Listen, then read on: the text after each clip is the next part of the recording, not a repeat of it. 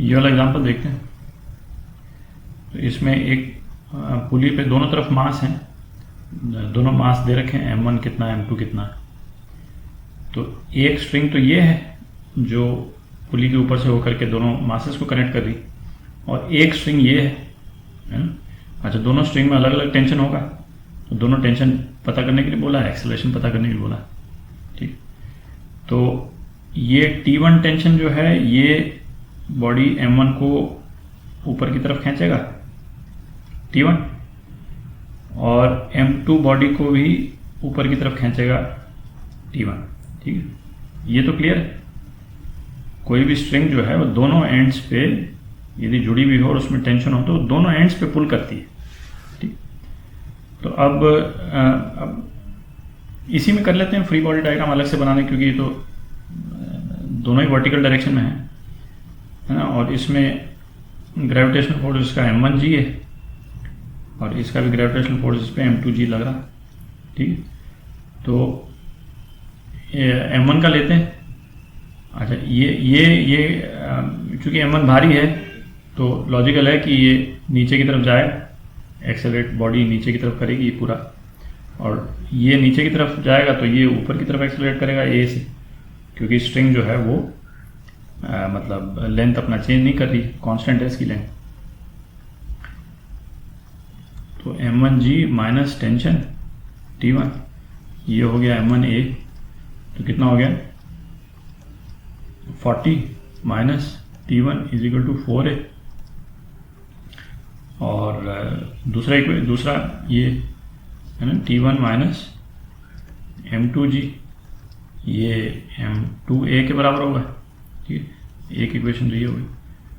तो T1 minus कितना 20 is equal to 2a, ये दो इक्वेशन हो गई।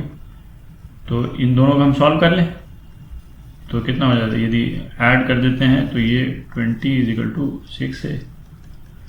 तो एक्सेलरेशन कितना हो गया 10/3 हो गया मीटर पर सेकेंड स्क्वायर।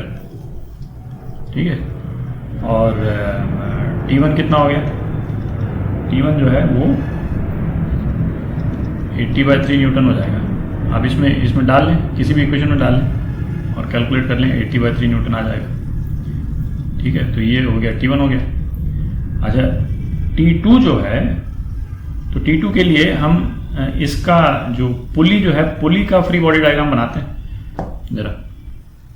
तो इसको देखें, ये जैसे पुली, ये वाली जो स्ट्रिंग है इसमें टेंशन T है, ये पुली को नीचे की तरफ खींचेगी टेंशन T से। अच्छा, ये भी स्ट्रिंग जो है वो पुली पर अटैच हो रही है, इसमें टेंशन T है, ये भी नीचे T से खींचेगी, मतलब T1 है इसमें टेंशन, T1 से खींचेगी।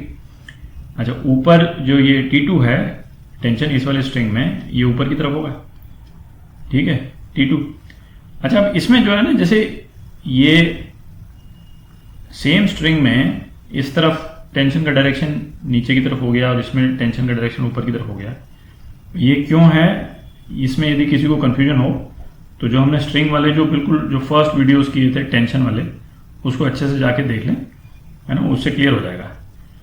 तो ये मतलब इन वेरी शॉर्ट, स्ट्रिंग जो है वो मीडियम है for transmission of action reaction pair, है कि नहीं। एक्चुअली एक्शन रिएक्शन हो रहा है पुली और मास के बीच में, तो उसको कम्युनिकेट कर रहा है, और कम्युनिकेट करता है तो इस तरह से ये टेंशन एक्ट होता है ना। आपको कंफ्यूजन हो, डिटेल में देखना हो तो वहां पे जाकर के आप देख लें उसको। तो अब जो है वो इससे क्या हो गया क्लियर, T2 जो है वो 2T1 के बराबर है। तो T2 कितना हो जाएगा 160/3 न्यूटन। ये आपका आंसर हो गया।